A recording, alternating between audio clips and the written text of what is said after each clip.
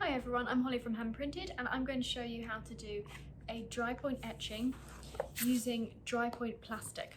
Now we've done a couple of videos on different kinds of dry point before, including with Tetra Paks or with Enviromount, but this is Drypoint Plastic. It's a thin sheet of plastic, it has two covers, one on either side, so the first thing we need to do is peel that off.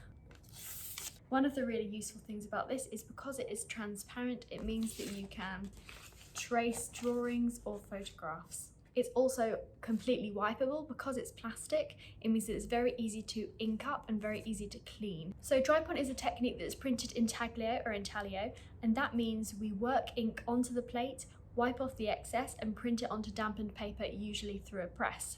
In Drypoint, lines are scratched into the plate. Those scratched lines create a burr, which is a fuzzy edge around the outside of the line, and that holds onto the ink. So that texture is going to cling to the ink.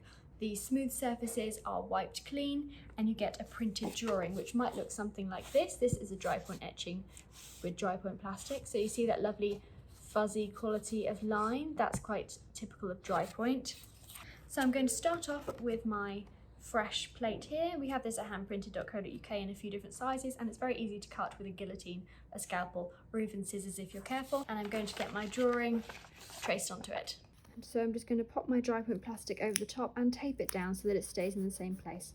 It's important to remember that in this print technique, the image is going to be reversed when it prints on the paper. So make sure that if you are tracing something, what you're tracing doesn't need to be a certain way round, otherwise you will need to flip it. This is particularly important if you're using any words or numbers, they'll be the wrong way round, or if you're doing an image of a particular place and you'd like it to look like that place, it's really important to make sure you have it the right way around. And here I have my Drypoint etching needle. There are lots of different nibs that you can get with these etching needles. We sell 4 different kinds. This is my Drypoint needle of choice for this technique. It is a 2mm needle, so it's really just a sharp point on a stick. So I'm going to draw with it like a pencil. It can be helpful to have a little scrap of the Drypoint Plastic just to test your marks on. You need to push reasonably hard. You don't need to work too hard at this, but you kind of want to draw as if you're using a biro that is running out of ink. That sort of pressure is good, but test it first, and once you've done a few of these, you'll really get the hang of it. One of the disadvantages of using this plastic over some of the other materials is that it's quite tricky to see your marks, so you might need to hold it up to the light to see where you've drawn, just to make it a little bit easier, because it's not the easiest to see.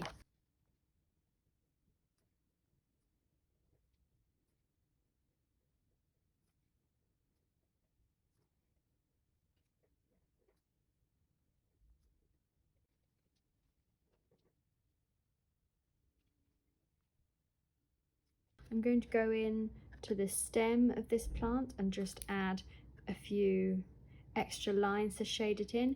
You can't really do big block areas of dark with this technique. It's more about the line. So if you want to introduce tone and shading, you'll need to use techniques like hatching or cross hatching to achieve that. So I'm going to go in and hatch a little bit on this stem.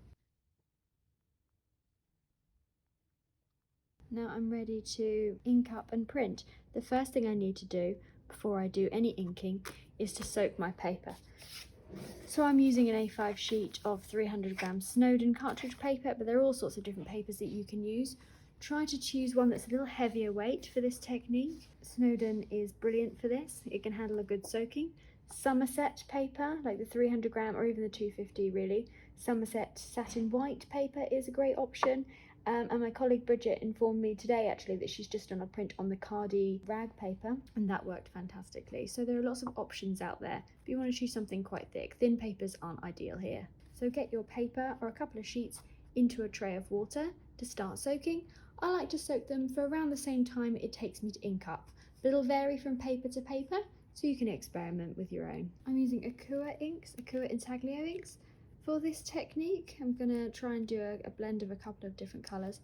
These are brilliant because they are oil-based, but they're soy-based. So they're really easy to clean up with washing up liquid and water, but they print beautifully. The colours mix together really well, and they are nicer to use at home than some other oil-based inks.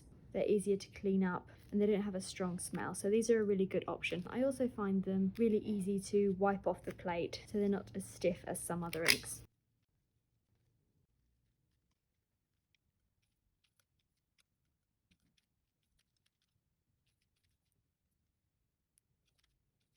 Going to ink up with a rag, just by blotting it all over the surface. And I've got a bit of mount board here where I'm just going to take off some of the excess ink, but also work it into those lines to catch on that burr. At this point, you should be able to see your drawing in there. Try and keep your inking plate nice and clean. It's much easier to work on a clean one. And then I want to get a little wad of scrim. And I'm just going to use a twisting motion to push that ink into the lines and also take some off the excess.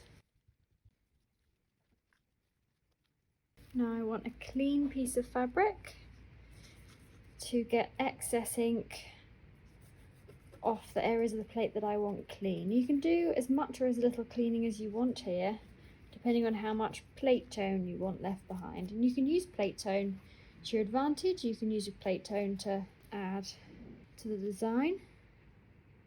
So experiment with different amounts and wiping in different ways. It's important to keep the edges of your plate clean as well, otherwise you'll get blobs.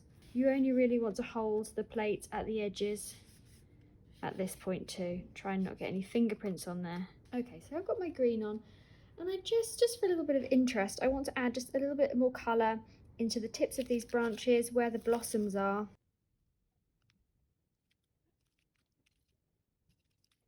And there are several ways to add this.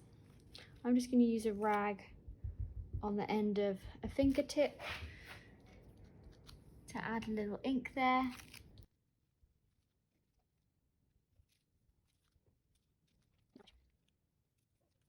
You can print with this type of plate over and over again. It doesn't break down too quickly.